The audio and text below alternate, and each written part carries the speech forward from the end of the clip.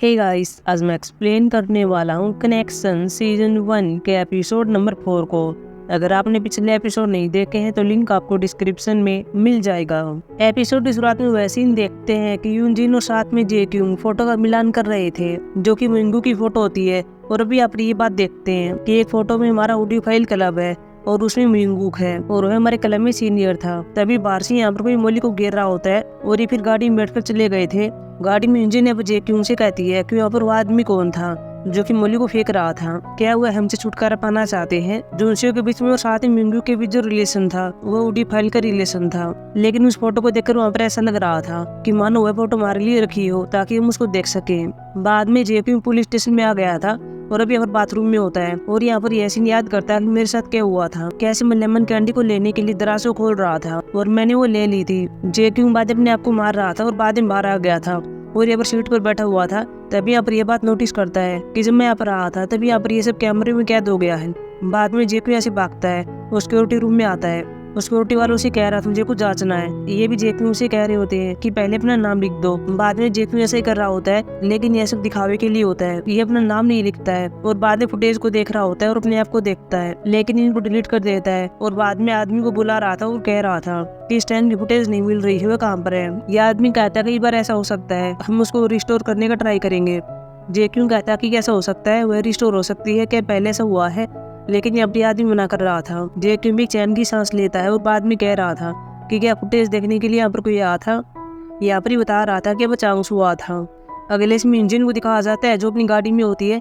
इसके पास भी एक मैसेज आता है जिसमें एक मेडिकल सेंटर का नाम था और साथ में एक महिला जिसका नाम बोकराई था उसका नाम था। उसके एक्सीडेंट के बारे में बताया जा रहा था। साथ में ये क्लब ऑडियोफाइल का नाम था। यूनजिन बाद में इस नंबर पर कॉल करती है लेकिन कोई फायदा नहीं होता। अगले इसमें यूनजिन अपने घर पर होती है और इसी मैसेज को देखती होती है और अपने आप से कहती है कि ऑडियोफाइल तुम्हारे हाई स्कूल क्लब का नाम था। बाद में अपनी बेटी की फोटो को देखती है, इसको साफ करती है और फिर चली जाती है।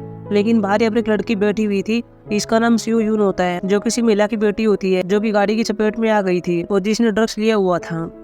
यूनजिन अब इसके पास आती है और पूछती है तुम्हारा नाम क्या है और तुम्हारी एज कितनी है। यहाँ पे सियो यून बता देती है और बाद में कहती है कि क्या मेरी में एक बुरी इंसान थी। लेकिन यूनजिन कहती है कि नहीं ऐसा नहीं है, तुम्हारी माँ अच्छी इंसान थी। वैसे मेरी बेटी भी तुम्हारी एज की है, अगर वह यहाँ पर होती तो तुम उसकी दोस्त बन सकती थी। अगले इसमें जे क्यूंग को दिखाया जाता है, साथ में चांगसू होता है, साथ में योनजू होती है। ये भी अपने बॉस मिंगू से बात कर रहे थे और मिंगू के बारे में बताते हैं। अगले इसमें यूनजिन को दिखाया जाता है, साथ में वूचिंग होता है, साथ में इनका बॉस होंगसू होता है। यूनजिन भी और मिंगू के बारे में बात करती है कि वहाँ पर उसकी बॉडी मिली थी। होंगसू कहता है तो ये कन्फर्म कैसे है। यूनजिन कहती है कि मैं यह नहीं कह रही हूँ कि ये मिंगू की बॉडी है, मुझे क्यों शक है। होंगसू कहता है तुम्हें कैसे पता चला। यूनजिन कहती है कि कोई पुलिस में मेरा साथी है, उसी ने मुझे बताया था। चलो अब हम इस बात पर ध्यान देते हैं, अगर मुझे और कुछ मिलता है तो मैं आपको बता दूंगी। बाद में यूनजिन बाहर आती है, साथ ही वूचिंग आता है। वूचिंग यहाँ पर यूनजिन से कह रहा होता है कि आपने बॉस को यह क्यों नहीं बताया कि आप मिंगू को पहले से जानती हैं। यूनजिन यहाँ पर कहती है कि मैं ऐसा नहीं कर सकती थी। अगर हत्यारे को पता चल गया कि मैं मिंगू के बारे में जानती हूँ तो मेरी जान खतरा हो सकता है। वूचिंग बाद में कह रहा था ठीक है, वैसे मैं लेमन कैंडी की जाँच कर ली है। बाद में इस महिला के बारे में बता रहा था जो कार की चपेट में आ गई थी और आरटीएल को पब्लिश करने के लिए कह रहा होता है। लेकिन अब यूनजिन कहती रहने दो, हम ये नहीं करने वाले। लेकिन वूचिंग कहता है कि ऐसा क्यों है, आपने पहले मुझे इस पर जांच करने के लिए कहा था और मैंने इसके लिए काफी मेहनत की है। लेकिन यूनजिन कहती है कि मैं नहीं जानती हूँ, अभी मेरे पास एक मेडिकल एक्सीडेंट को लेकर जानकारी है, चलो उसी पर काम करते हैं। अगले इसमें जे क्यूंग को दिखाया जाता है जो पुलिस स्टेशन में होता है और यहाँ पर चांगसू की ओर देख रहा था और अपने आप से कह रहा था कि चांगसू ने सिक्योरिटी रूम में फुटेज को देख लिया था, लेकिन इसने ऑफर साइन नहीं किए। ये जानता है कि मुझे नशे की लत है, लेकिन इसने कुछ किया क्यों नहीं। जब मुझे नशे की लत हो गई थी तब यही मेरे पास आया था, उन्होंने इसके पास ही मैसेज क्यों किया और मेरे पास आने के लिए क्यों कहा। मैंने इसी को मिंगू के बारे में बताया था कि इस लोकेशन पर एक बॉडी मिली है, लेकिन अगले पल वहाँ पर आग लग गई थी। चांगसू बाद में बाहर जा रहा होता है, जे क्यूंग इसकी सीट पर आता है और इसके कंप्यूटर को चेक कर रहा होता है जहाँ चांगसू पहले वह वीडियो देख रहा होता है जब जे क्यूंग नशे की हालत में अस्पताल में था। अगले इसमें यूनजिन को दिखाया जाता है, साथ में वूचिंग होता है। वूचिंग अभी यूनजिन से पूछ रहा था कि ये सब क्या है, आप उस केस पर काम क्यों नहीं कर रही हैं। यूनजिन ने अब यह कहती है कि आज सुबह में सियो यून से मिली थी। वूचिंग बाद में कहता है कि ठीक है ये नहीं करते हैं और बाद में घर के पास आते हैं और अंदर से एक आदमी से पूछ रहे होते हैं। यहाँ पर आदमी यहाँ पड़ता है और कह रहा था कि मैं उनका बेटा हूँ। यूनजिन ने अब यह कहती है कि हमें उसके मेडिकल एक्सीडेंट के बारे में बात करनी है, लेकिन यह आदमी कुछ भी नहीं बताता। यूनजिन के पास बाद में जूसम कॉल करता है और कह रहा था तुम कहाँ पर हो, क्या तुम इतने बजे जियोन के यहाँ पर आ सकती हो। यूजिन कहती हुआ क्या है। जूसन यहाँ पर कह रहा था कि उसने मेरे पास कॉल किया था और वह कुछ बात करना चाहती है। यूजिन कहती शायद वो इंश्योरेंस के बारे में होगा, लेकिन जूसन कहता कि नहीं, मैंने उसे पूछा था लेकिन उसने मना कर दिया। यूजिन यहाँ पर कहते तुम चले जाना, मैं नहीं आ सकती। अगले इसमें जेक्यूम को देखते हैं साथ में सुविन होती है। ये भी ड्रग वाले लड़के से बात कर रहे थे, इसका नाम मीनू होता है। जेक्यूम पूछ रहा था तुम्हारे पास ड्रग्स कैसे आई। मीनू कहता कि मैंने उसका चेहरा नहीं देखा है, लेकिन उसकी हाइट इतनी है और उसके फिंगर पर एक टैटू है। अगले सीन में इस आदमी को देखते भी है जो कि गेउनहो होता है, साथ में जिनूक होता है। गेउनहो जिनूक से कह रहा था कि डॉक्टर बहुत ही अजीब है, कैसे वो लेमन कैंडी डिलीवर कर देता है। जिनूक यहाँ पर कह रहा था मुझे नहीं लगता कि डॉक्टर है, मुझे रहा नहीं गया था, मैंने उसके पास कॉल किया था। डॉक्टर आगे से कह रहा होता है कि चलो सेल्स फिर से शुरू करते हैं, तुम्हें कितना चाहिए। ये आप ही बता देता है कि मुझे कितनी लेमन कैंडी चाहिए। जिनूक यहाँ पर इसे कह रहा होता है कि डॉक्टर की आवाज तो वही थी, लेकिन उसकी स्पीच चेंज हो गई थी और वैसे मैं नियम के अगेंस्ट गया था और मैंने पहले कॉल की थी। यूनो कहता कि क्या होगा। जिनूक कहता कि मैं नहीं जानता हूँ, हमें वेट करना होगा। अगले इसमें सुयुन को दिखाया जाता है जो दराज में गोली को देख रही होती है, लेकिन यहाँ पर गोली ही नहीं होती। बाद में चांगसू भी आता है। सुयुन यहाँ पर चांगसू से बात करती है और कहती है कि अब ऐसे हो गया है, जो लेमन कैंडी मैंने अब रखी थी वो यहाँ पर नहीं है। अगर कैप्टन जेक्यू को पता चल गया तो क्या होगा। हालांकि जेक्यू अब रिन को देख रहा होता है, इसे पता होता है क्या हुआ है। बाद में दोनों जेक्यू के पास आते हैं। चांगसू पर यह बता देता कि क्या हुआ है, लेमन कैंडी ऐसी गायब हो गई है। जेक्यू इनसे कह रहा था कि तुमने कैमरे चेक किए, लेकिन ये अपनी मना कर देते हैं। जेक्यू थोड़ी डांट लगाता है और बाद में कह रहा होता है कि तुम रिकॉर्ड को चेंज कर दो, कि हमारे पास कोई एविडेंस नहीं था, क्योंकि अगर हमने रिकॉर्ड को चेंज नहीं किया और सीधे प्रोसिक्यूटर ऑफिस भेज दिया तो तुम जानते हो कि क्या होगा। ये भी कहते हैं कि ठीक है। चांगसू बाद में उन फुटेज को देख रहा होता है जो मिंगू के घर के आसपास थी और यहाँ पर 2 गाड़ियों को देख रहा होता है। जेक्यू यहाँ पर कहता है कि ये गाड़ी मेरी है और इसमें मेरी दोस्त भी है, क्या तुम ये बात जाने के लिए क्यूरियस नहीं थे कि मैं क्राइम सीन से क्यों भाग गया। चांगसू कहता है मैं क्यूरियस था, मैंने आपके पास कॉल भी की थी, लेकिन मैंने सोचा आपके पास अपने कारण होंगे। जेक्यू बाद में से कह रहा होता है कि तुम्हारे पास अस्पताल वाली वीडियो है, तुम क्या कर रहे थे, क्या तुमने मंगवाई थी। चांगसू कहता कि मैंने मंगवाई थी, ये सिर्फ फॉर्मेलिटी के लिए थी। चांगसू बाद फिर से फुटेज को देख रहा होता है और वो जेक्यू से कह रहा होता है कि गाड़ी को ट्रैक करना मुश्किल है क्योंकि वो इस जगह पर चली गई है। लेकिन जेक्यू चिल्ला रहा था और कह रहा था कि मैं जैसा को वैसा ही करो और इन फुटेज को लेकर आओ। बाद में जेक्यू चला गया था। अगले इसमें जूसन को दिखाया जाता है जो जियोन से मिल रहा होता है। जूसन यहाँ पर ऑडियो फाइल को देख रहा था और कह रहा था कि यह तुम्हारे हाई स्कूल वाला ही है। बाद में जियोन से बात कर रहा था और कह रहा था कि आपने मुझे यहाँ पर क्यों बुलाया था। जियोन यहाँ पर यह कहती है कि मैं जुनशियो के फाइनेंस के बारे में नहीं जानती हूँ, मुझे इसके बारे में जानना है। जूसन कहता है कि तुम ऐसा कर सकती हो, तुम मुझे फोन पर ही बता देती, मैं तुम्हारे लिए कर देता, तुम्हें इसके लिए अप्लाई करना होगा। इसे वन स्टॉप सर्विस कहा जाता है। अगर तुम्हारे पास यहाँ पर लैपटॉप है तो मैं ये पर कर देता हूँ। जियोन कहती है जुनशियो का लैपटॉप यहीं पर है, लेकिन मुझे तुमसे और भी बातें करनी है। तुम्हें जुनशियो की वसीयत के बारे में पता है, उसने अपनी वसीयत को जेक्यू को दे दिया, साथ में यूजिन को। जिन में डिटेक्टिव है और एक रिपोर्टर है। शायद जुनशियो ने ऐसा इसलिए किया होगा क्योंकि वह इसका चारे के रूप में इस्तेमाल करना चाहता था, ताकि इनमें से कोई मेरी मृत्यु का खुलासा कर सके। नहीं तो उसने इसे मेरे नाम क्यों नहीं किया। अगर आपको इसके बारे में कुछ भी पता चले तो मुझे बता देना। अगले सीन में जोंगसू को देखते हैं, यह अभी मिंगू की न्यूज को देख रहा होता है जो कि यूजिन के न्यूज लेटर में छापी गई थी। बाद में ताइजिन के पास कॉल करता है और कह रहा था कि क्या तुमने न्यूज को देखा है, यहाँ पर यहाँ बढ़ता है। जोंगसू बाद में कह रहा होता है कि जल्दी से अपनी जगह पर आ जाओ, मुझे तुमसे यहाँ पर बात करनी है। अगले सीन में यहाँ पर ऐसे ही होता है। ताइजिन अब जोंगसू के पास आ गया था। जोंगसू चिल्ला रहा था और कह रहा था कि तुमने पहले टॉक्सी होने से नहीं रोका और अब मिंगू के साथ ये सब हो गया। अभी आप ये मत कहना कि यह कोई बड़ी बात नहीं है और चिंता मत करो।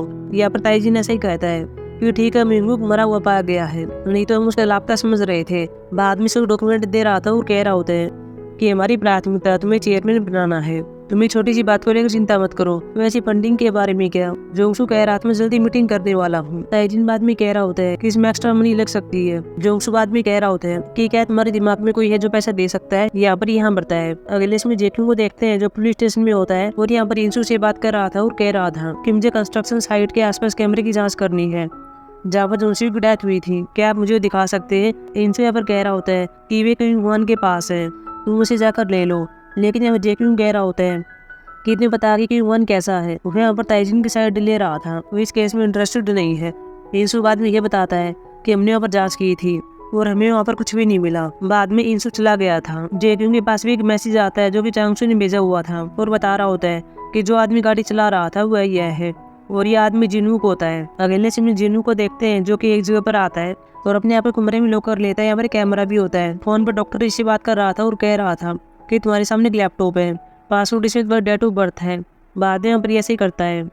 डॉक्टर बाद फोन पर बता रहा होता है कि तुम्हें ऐसे बिटकॉइन खरीदने हैं और उन्हें बाद में वॉलेट पर डाल देना।